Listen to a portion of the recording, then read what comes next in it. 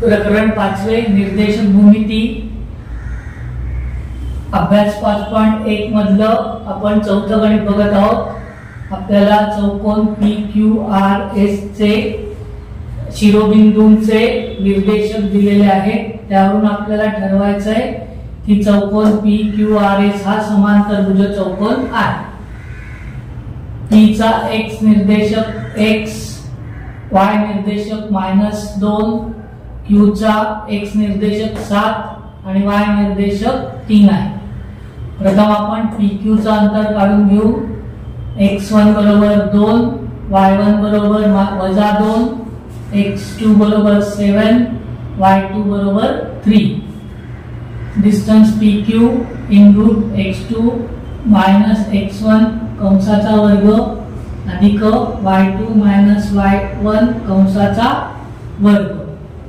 x2 ची किंमत आहे 7, y1 ची किंमत आहे -2, y1 ची किंमत आहे 2, 7 - 2 कंसाचा वर्ग अधिक y2 ची किंमत आहे 3, हे वजाचं चिन्ह, y1 ची किंमत आहे -2 कंसात ठेवायची ती। दोन चिन्ह कधी पण जवळ जवळ आले की दुसरं जे चिन्ह ते कंसात लिहायचं। कंसात कंसाचा वर्ग 7 - 2 5 वर्ग अधिक 3 कंसात 3 कंसाच्या बाहेर वजाचे चिन्ह मागलं बदलून अधिक होणार 3 - 2 कंसाचा वर्ग। 5चा वर्ग 25, 3 - 2 5, 5चा वर्ग 25, 25 - 25 50, 50 चे आपण दोन अवयव काढणार, 25 गुणे 50, 25 चा वर्गमूळ 5 वर्गमुळात 2। आता आपण अंतर QR बाजू QR काढणार आहोत। x1 आहे 7, y1 आहे 3, x2 आहे 11, y2 आहे -1। डिस्टन्स QR बरोबर वर्गमुळात x2 - x1 वर्गाचा कंसाचा वर्ग अधिक y2 - y1 कंसाचा वर्ग।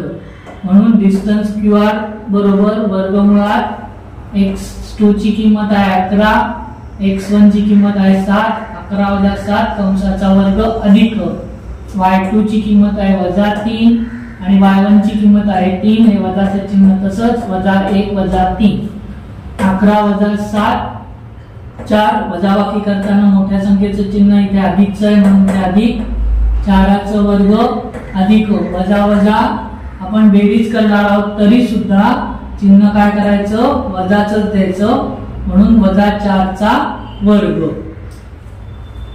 4चा वर्ग 16 -4चा वर्ग 16, 16 अधिक 16 32 वर्गमुळात 32, 32 चे दोन अवयव 16 दुणे 32, 16चा वर्गमूळ 4, 4 वर्गमुळात 2। आता आपण बाजू RS काढणार आहोत। R चा x निर्देशक आहे 11, x1 11, y1 -1, s चा x2 6, y2 -6।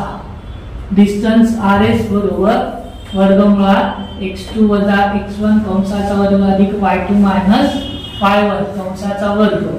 हे असं आपण प्रत्येक वेळेस जर सूत्र म्हटलं ना तर आपलं ते पाठ होऊन जातं, म्हणून लिहिताना कधी बोलत राहा म्हणजे पाठांतर होऊन जातं सूत्र।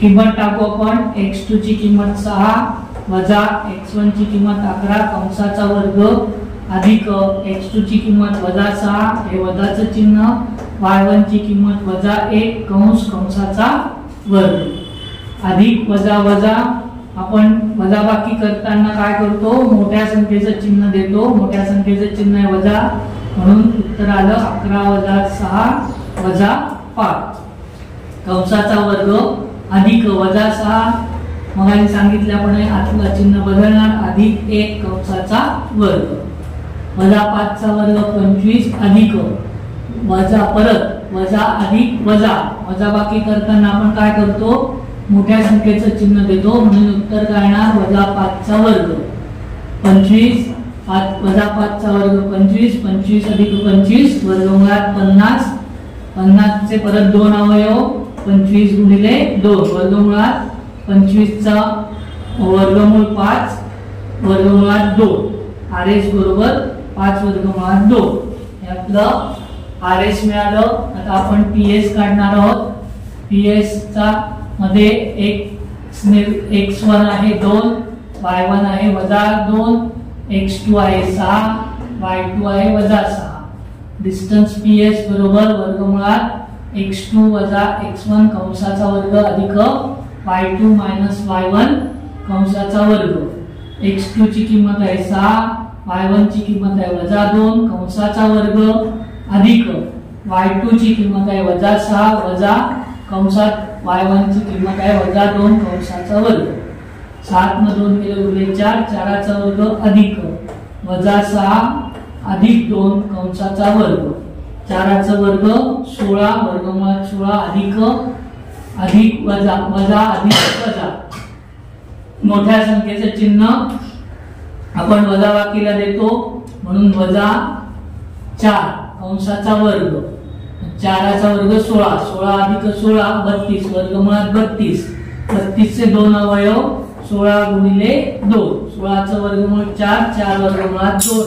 हे आपलं आलं आर ए पीएस बाजू. एक समांतर भुज चौकोन काढायचा. त्याला पी क्यू आर एस असं नाव द्यायचं. पी कोऑर्डिनेट 2 - 2, क्यू चे निर्देशक 7 आणि 3, आर चे निर्देशक 11 - 1 आणि एस चे निर्देशक आहे 6 - 4. पी क्यू चं अंतर आलं हे 5 वर्गमुळात 2. क्यू आर चं वर्ग अंतर आलेलं आहे 4 वर्गमुळात 2. आर एस चं अंतर आलेलं आहे 5 वर्गमुळात 2 आणि पी एस चं अंतर आलेलं आहे 4 वर्गमुळात 2.